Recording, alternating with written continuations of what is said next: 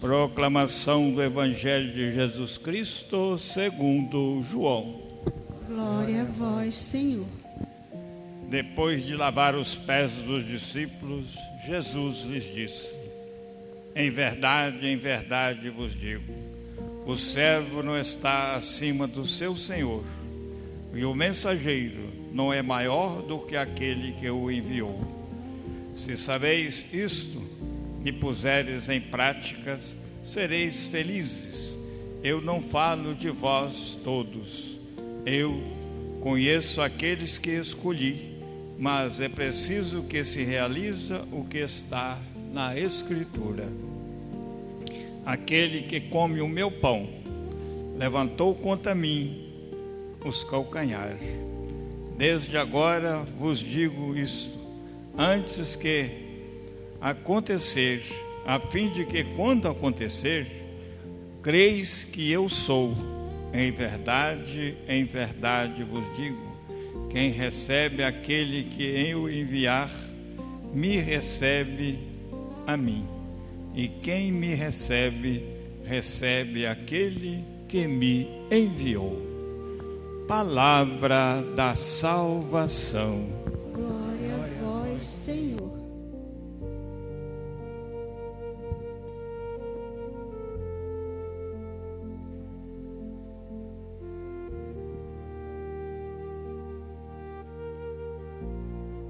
Irmãos e irmãs, todos nós batizados, pelo batismo nos tornamos cristãos, discípulos de Jesus. E como discípulos, representantes de Cristo, temos também um compromisso de testemunhá-lo com a nossa vida, com atitudes, com palavras, mas acima de tudo com atitudes. Nós temos acompanhado neste tempo pascal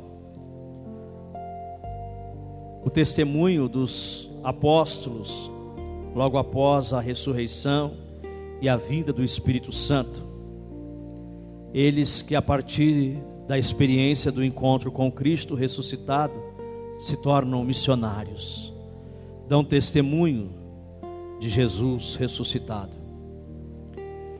Hoje nós vimos na primeira leitura o testemunho do apóstolo Paulo. Paulo, aqui nós ouvimos no texto, um grande missionário. Paulo que fez muitas viagens missionárias, e por onde Paulo passou, ele dava testemunho, formava lideranças, comunidades. Fala-se até que Paulo foi o maior missionário do cristianismo. Se hoje conhecemos a Cristo, foi por conta do empenho missionário do apóstolo Paulo. Nós acompanhamos isso nos Atos dos Apóstolos, fez inúmeras viagens. Paulo, ao final da sua vida, de acordo com a visão de mundo que ele tinha, o que se tinha na época, ele chegou à conclusão de que o Evangelho havia chegado em todos os lugares, pelo seu empenho missionário. No texto de hoje, por exemplo, Paulo está em Antioquia, depois já de ter passado por algumas regiões. Em Antioquia, então, ele entra num dia de sábado na sinagoga. Nós sabemos muito bem que o sábado é um dia sagrado para os judeus. Por conta disso, o templo aqui estava repleto. E Paulo então recebe a palavra e faz aqui uma bonita pregação. Uma pregação apaixonada. E se você prestou atenção no texto, você vai perceber que Paulo buscou então resgatar, fazer uma síntese dos elementos importantes da história de Israel até chegar em Jesus Cristo, apresentando Jesus como descendente de Davi. Ou seja, Paulo buscou mostrar na sua pregação que Jesus Cristo é de fato o Messias que devia vir ao mundo. E o testemunho de Paulo foi tão forte, falou com tanta convicção, com tanta paixão, que ele acabou convencendo a muitos. E por conta disso, muitos se converteram a Cristo. E por conta disso, a palavra de Deus então foi se propagando e ganhando adeptos pelo mundo afora. Então, quando a gente olha o testemunho de Paulo hoje, nós como discípulos de Jesus deste tempo, devemos buscar nele inspiração para também fazermos com fidelidade o nosso trabalho pastoral. Paulo que não teve preguiça, né? Paulo que foi um incansável discípulo missionário, deve nos inspirar também na nossa pastoral, no nosso ministério, no nosso serviço hoje, né? Paulo tem muito a nos ensinar enquanto igreja, uma igreja que realmente quer ser missionária. Tudo aquilo que ele ensinou, seus testemunhos, exemplos, mostram como nós devemos agir diante dos desafios de hoje, como perseverar na missão. Uma igreja que se coloca a serviço, não estando acima, mas ao lado dos seus fiéis, sendo solidária na luta, na vivência cristã. E aí nós vamos para o evangelho de hoje, porque Jesus é o modelo por excelência, a inspiração por excelência. E Jesus aqui no evangelho lava os pés dos seus discípulos, dando aqui um grande exemplo que marca um exemplo de serviço, de humildade. O evangelho do lava-pés que a gente ouve todos os anos na liturgia da quinta-feira santa, em que Jesus então coloca o avental e se coloca a lavar os pés dos discípulos. A igreja então, ela deve ser aquela que está disposta a servir sempre com humildade. Jesus ensina isso. Se a igreja é sacramento de Cristo no mundo, ela deve buscar ser esse sinal visível do Cristo. E se Cristo veio para servir, Ele mesmo vai dizer no Evangelho: eu não vim para ser servido, eu vim para servir e dar a minha vida. E assim deve ser a igreja, e assim todos nós que somos igreja, somos membros do corpo de Cristo, que é a igreja. Então a igreja, na pessoa de seus membros, que somos nós, deve estar disposta sempre a servir, sempre com humildade. Quem vive na igreja, mas não está disposto a servir, não serve para ser cristão, porque Cristo disse que veio para servir. Ser cristão significa também ser um servidor.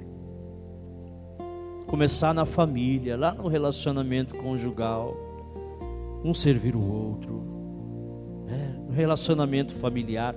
Estamos no ano diocesano da família, que traz como tema central a questão do diálogo. Então, quanto falta isso, essa humildade nas nossas famílias, para que o diálogo aconteça, para que sejamos famílias segundo o projeto de Deus, onde reina o amor, a bondade, a justiça, a paz, a harmonia, a solidariedade. Então, para tudo isso é preciso humildade, ter esse espírito de serviço, de não querer tirar vantagens, deixar o orgulho de lado, a arrogância, a prepotência, a autossuficiência, e se colocar nessa atitude de servidor, fazer como Jesus fez, ter a coragem e a humildade de se curvar e lavar os pés. Isso é grande para o reino, isso é grande no reino, No reino é grande aquele que aqui se faz servidor. Então na igreja é bom a gente ter isso em mente, Na igreja, quem não está disposto a servir não serve para ser cristão, porque não entendeu nada da mensagem de Jesus Cristo. A igreja é o lugar de igualdade. Ninguém deve se sentir melhor que o outro. No Evangelho, Jesus deixou claro: o servo não está acima do seu senhor, e o mensageiro não é maior que aquele que o enviou. Ou seja, não podemos achar que somos melhores porque servimos os outros ou porque temos algum cargo ou função na comunidade. Pelo contrário, quanto mais responsabilidade nós tivermos, mais deveremos exercê-las com humildade. E essa deve ser até a lógica da vida da igreja, né? Aquele que ocupa um cargo mais alto deve ser o que mais serve os outros. Então poderíamos dizer que na hierarquia o Papa é aquele que deve mais servir. E isso acontece realmente, né?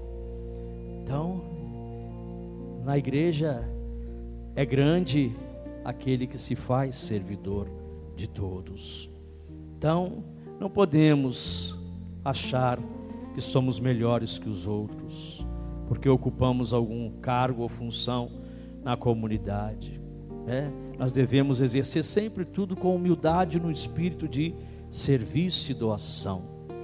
Somente servindo na humildade, diz Jesus, nós seremos felizes. E Jesus então escolheu e chamou os seus discípulos. Por isso nós não estamos na igreja por acaso. Ele nos chamou. Ele conhece a cada um de nós, sabe das nossas capacidades, mas também sabe das nossas misérias, que são muitas. Por conta disso deveríamos talvez ter mais misericórdia uns para com os outros. E quantas vezes nos achamos superiores só porque somos fiéis na Santa Missa todos os dias, não falta missa, e aí? E daí? Se eu depois não sou expressão do amor de Deus, presença amorosa de Cristo na vida das pessoas, né? Então, nós temos que ter essa consciência também das nossas fraquezas, né? Muitas vezes nós comemos o pão com Jesus, ou seja, comungamos do seu corpo, sangue, alma e divindade, mas o traímos. Às vezes nós somos traidores, traímos com nossas palavras, com as nossas atitudes, com as nossas incoerências, ou seja, com comportamentos que desagradam o coração de Deus. Como disse Jesus no Evangelho, né? Aquele que come o meu pão levantou contra mim o calcanhar. Quantas vezes, meus irmãos, comemos o pão da vida na Santa Missa e depois levantamos contra ele o nosso calcanhar, quando não somos capazes de viver aquilo que ele nos pede. Às vezes somos mal agradecidos, recebemos tanto amor, tanto cuidado, tanto carinho, mas como é que eu retribuo isso a Deus?